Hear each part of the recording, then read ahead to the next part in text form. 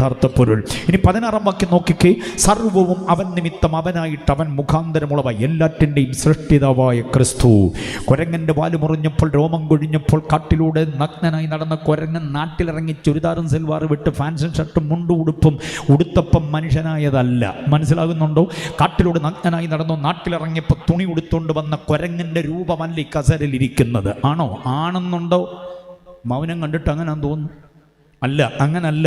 ഇനിയും വിദ്യാഭ്യാസ വകുപ്പ് എത്ര കാലം ഇതൊക്കെ പഠിപ്പിച്ചാലും, ഡാർവിൻ്റെ തിയറി പഠിപ്പിച്ചാലും, നമ്മൾ വിശ്വസിക്കുന്നു ദൈവത്തിൻ്റെ സ്വരൂപത്തിലെ സാദൃശ്യത്തിലെ കർത്താവ് നമ്മെ സൃഷ്ടിച്ചു. ഉളവായതെല്ലാം അവനെ കൂടാതെ ഉളവായതല്ല.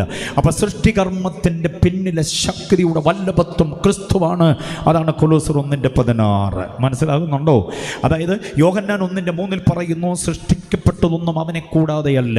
അത് തന്നെയാണ് കൊലോസ്യർ 1:12. അപ്പോസ്തലൻ